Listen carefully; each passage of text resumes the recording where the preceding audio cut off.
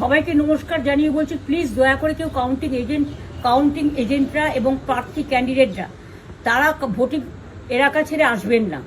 Strong রুমে যেখানে counting হচ্ছে, মানে সেন্টারে, সেখান ছেড়ে কেউ আসবেন না। এটা বিজেপির প্ল্যান।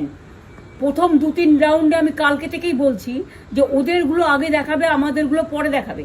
এবং অনেক জায়গায় 2-3 রাউন্ড কাউন্টিং করার পরে প্রায় 100টা জায়গায় কাউন্টিং বন্ধ করে রেখে দিয়েছে। এবং কল্যাণীতে ধরা পড়েছে 7টা মেশিন, যেখানে কোনো মিল নেই। এটা টোটাল ফোর্স, পুলিশ সেন্ট্রাল ফোর্সকে দিয়ে চারিদিকে তৃণমূল কংগ্রেসের উপর অত্যাচার করছে, অফিস ভাঙছে, জোর করে দখল করছে। এসআইআর নামে আপনারা দেখেছেন ভোট লুট করেছে যাতে যে সিটগুলো জিততে পারে। কিন্তু এখনও এমন 70টা সিট আছে, 100টা সিট আছে যেগুলো আমরা এগিয়ে আছি, সেগুলো বলছে না। টোটালটাই মিথ্যে নিউজ খাওয়াচ্ছে। আগে ডিআইসিও এই খবরগুলো দিত, কিন্তু তাকে কালকে চেঞ্জ করে দেওয়া হয়েছে।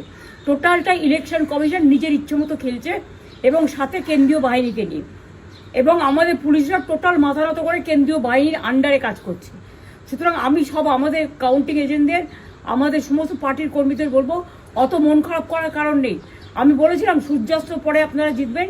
3 রাউন্ড 4 রাউন্ড কাউন্ট হলেও এটা 14 রাউন্ড থেকে 18 রাউন্ড কাউন্ট হয়, তখন আপনারা জিতবেন।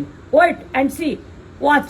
আমরা সবাই আপনাদের সাথে আছি, আপনারা কেউ ভয় পাবেন না, নিশ্চিন্তে থাকুন। আমরা বাঘের বাচ্চার মতো লড়াই করে যাবো।